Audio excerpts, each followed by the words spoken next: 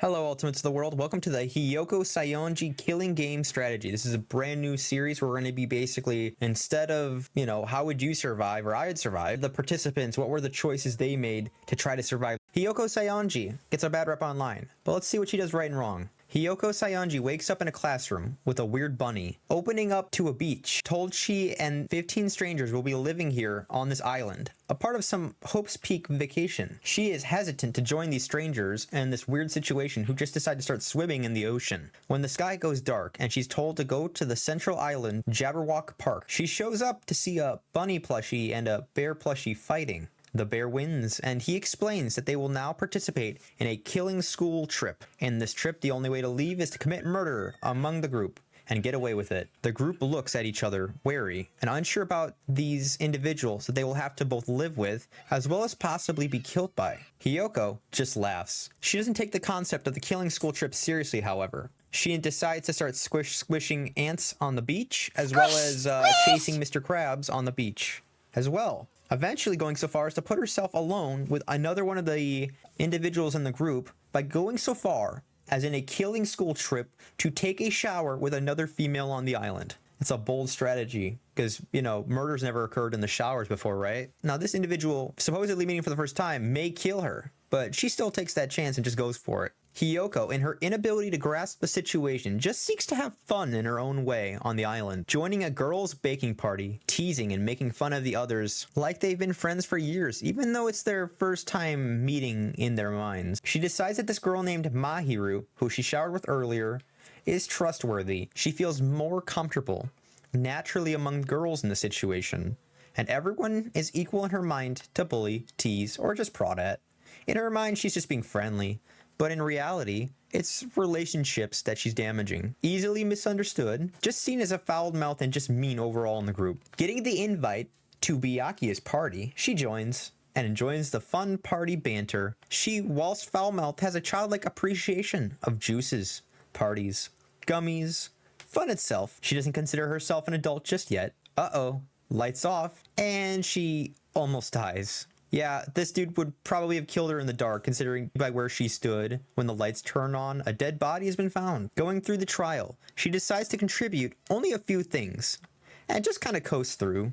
The next day, she's eager to brush off the 2 male deaths, and just go back to business as usual. Mahiru, the only one she trusts, helps her to tie her sash, and she and Mahiru develop a deep girl friendship? When the motive is presented as a video game, Hiyoko is uninterested, far more interested in Mahiru and the other girls' plans. Sonia, another girl, starts to plan a beach swimming party for the girls. Hiyoko doesn't go and declines, seeking to be with Mahiru, whom she believes had sent her a letter and needed her help more now. Upon going to the location, she, unaware that she was coming early and that the letter was a trap, was chloroformed and knocked out.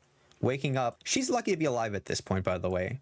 Waking up, she's groggy and scared and rushes out of the closet she woke up in at the beach house. She then sees her dead friend Mahiru, and in tears and confused ran out the door, leaving footprints as evidence. The real killer had sought to pin the murder on Hiyoko of her friend. Hiyoko in the trial is both more involved, as her friend is the victim, while also trying to skirt being seen as a killer, going so far as to lie to the other students about her feet size, insulting them, faking tears, real tears. You get the idea. Just a whirlwind of emotions. When the killer is revealed and the trial ends after execution, Hiyoko builds a shrine for her friend Mahiru. Just like before, she's misunderstood. It's taken as something dark and demonic, and vibes-wise scares the others to the point that she cries, and then cries because she stinks. She says only Mahiru deserves the shrine, and the others aren't worth it, or are killers. Chapter 3. Back to fun in the concert hall, bullying Mikan, and other events, trying to live life for Mahiru's sake, and a weird disease has come. People are acting strange. It's contagious. She says, I refuse to be around the sick, pushes for a quarantine solution, get a motel room, in the non-sick group,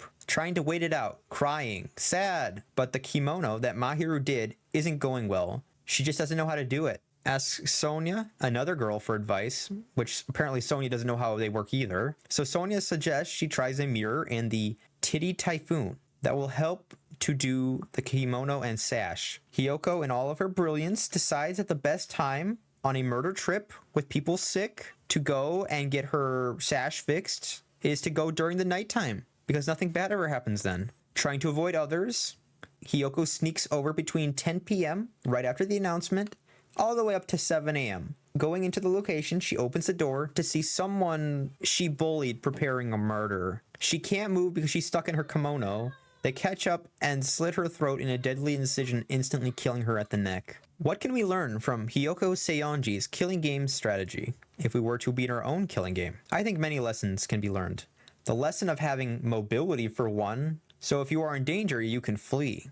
How about the concept that you shouldn't go outside and that nighttime is just killing time? You're more likely to just get killed and to just stay in your room. How about taking the situation seriously, making jokes, putting yourself in various situations which can end badly because you don't just think it could happen to you. Finally, please don't bully, insult, or make enemies in a cast that is encouraged to kill to leave. It's far easier to kill someone you hate. Hard when you don't hate them. Here's some good things that Hiyoko did. Hiyoko gathered in a proven group settings typically. We're talking about a baking party with more than one person. Party venues, concert halls, these are more likely to be safe as you have others around you. More risky to be murdering anyone, even if they do occur there. She also chose one person she really trusted and would have a ride or die relationship with them to the very end. In a different world, Mahiru would be our protagonist with a Hiyoko bad cop support. But what do you think of the Hiyoko Saionji strategy? Let me know down below. What would you have done differently? I know Hiyoko's hated, but is she just really misunderstood at the end of the day? What's your thoughts on Hiyoko? Let me know down below. Also remember to hit that like button and peace out, Ultimates. Bye-bye. Hit the like button or I'll push Mikan into the sand.